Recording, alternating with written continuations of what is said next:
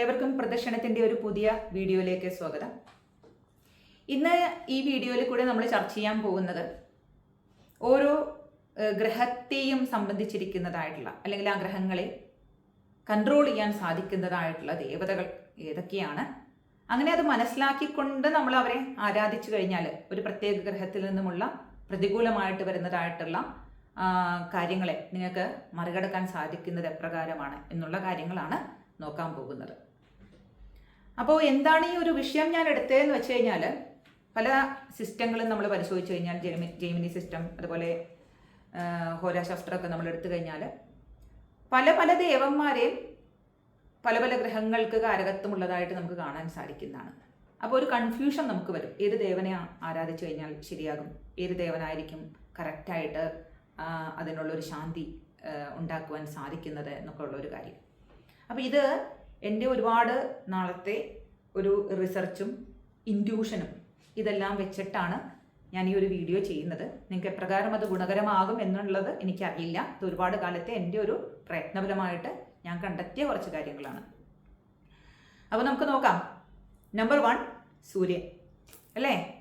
നമ്മളുടെ എല്ലാം ആത്മകാരക ഗ്രഹമായിട്ട്, കോമൺ ആയിട്ടുള്ള ആത്മകാരക ഗ്രഹനായിട്ട് പറയുന്നതായിട്ടുള്ള ഗ്രഹമാണ് സൂര്യൻ.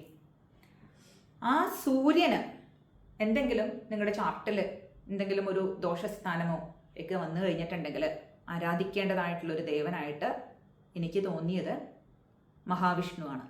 കാരണം എന്താണെന്ന് വെച്ച് കഴിഞ്ഞാൽ, അദ്ദേഹത്തിൻ്റെ കൈകളിലേക്ക് നോക്കിയാൽ തന്നെ നിങ്ങൾക്ക് അറിയാൻ സാധിക്കും, ഒരു ചക്രം നമുക്കവിടെ കാണാം, സുദർശന ചക്രം. സുദർശനം, നല്ല ദർശനം തരുന്നത് അല്ലേ? സൂര്യഭഗവാൻ എന്താ ചെയ്യുന്നത്? ഇരുട്ടിനെ നീക്കിയിട്ട് പ്രകാശം തരുന്ന ദേവനാണ് അല്ലേ സൂര്യൻ. അതുപോലെ നല്ല ദർശനം തരുന്ന ആ സുദർശന ചക്രം അത് ധരിച്ചിരിക്കുന്നത് ആരാ? ഭഗവാൻ വിഷ്ണുവാണ്.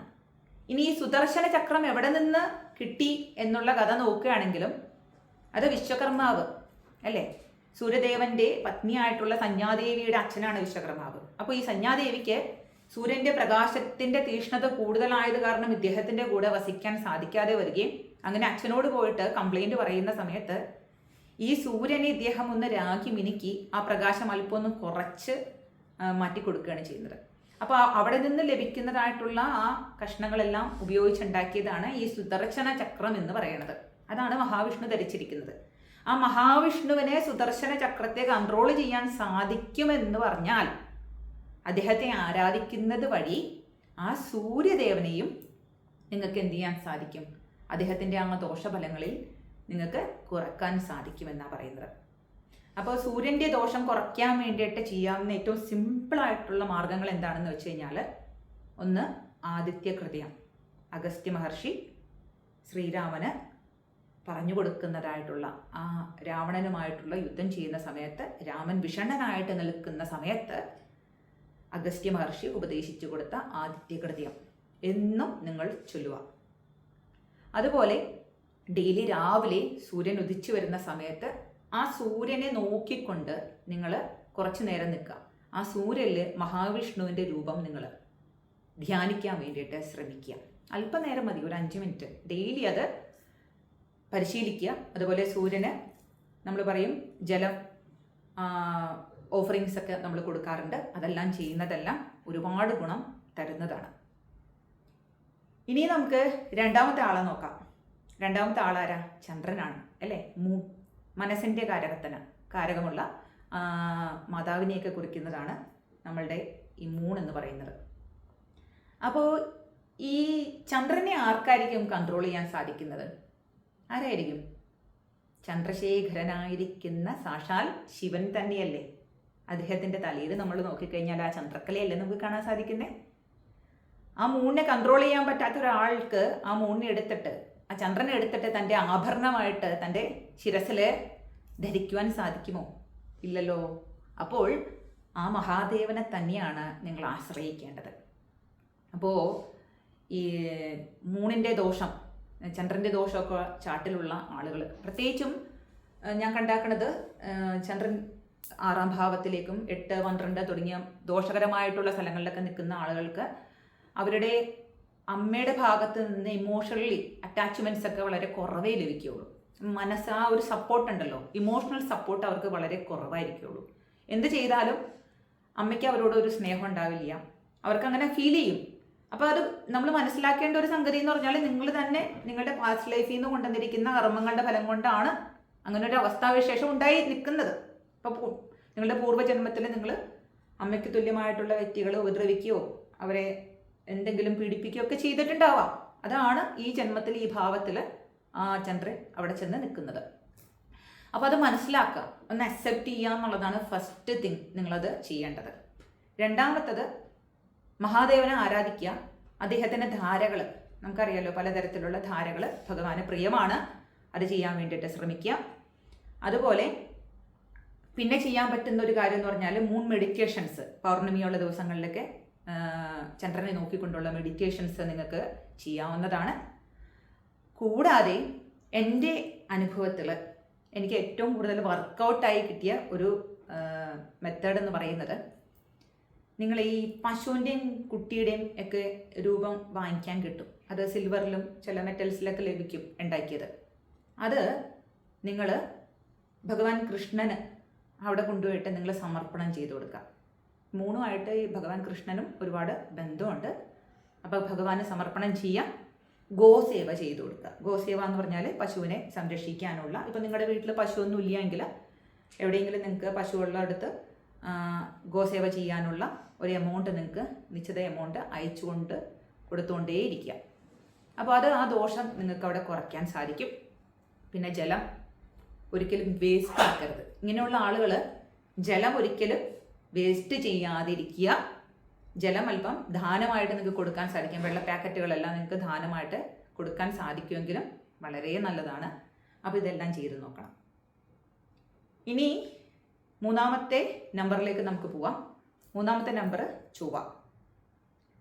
സേനാനായകനാണല്ലേ, വീരയോദ്ധാക്കളുടെയൊക്കെ ഗ്രഹമായിട്ടിരിക്കുന്ന ചൊവ്വാഗ്രഹം. ആ ചൊവ്വാഗ്രഹത്തിനെ ആർക്ക് കൺട്രോൾ ചെയ്യാൻ സാധിക്കും? കുറച്ച് ഓപ്ഷൻസ് ഉണ്ട്. ഒന്നാമത്തെ ഓപ്ഷൻ സാക്ഷാൽ ഹനുമാൻജി.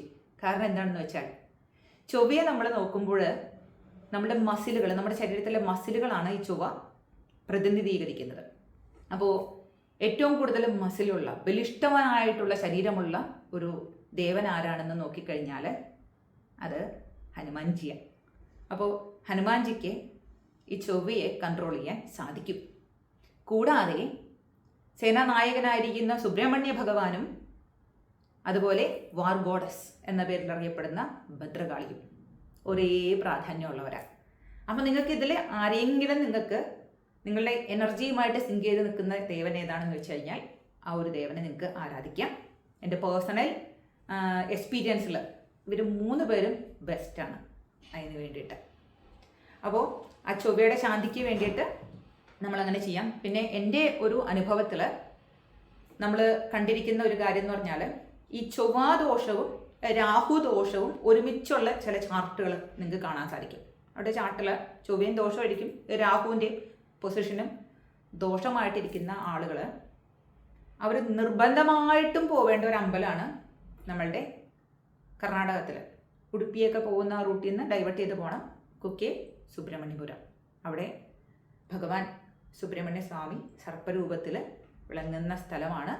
അവിടെ പോയി വേണ്ടുന്ന പരിഹാരങ്ങൾ നിങ്ങൾക്ക് ചെയ്യാൻ സാധിച്ചു കഴിഞ്ഞാൽ ഈ ചൊവ്വ രാഹു ഒരേപോലെ പ്രശ്നമായിട്ട് നിൽക്കുന്ന ചാർട്ടിലുള്ള ആളുകൾക്ക് ഒരുപാട് ദോഷ ശാന്തി ലഭിക്കുന്നതായിട്ട് എൻ്റെ പേഴ്സണൽ എക്സ്പീരിയൻസ് ആണത്. ഒരുപാട് പേർക്ക് ഞാനത് പഠിച്ച കാര്യമാണ്.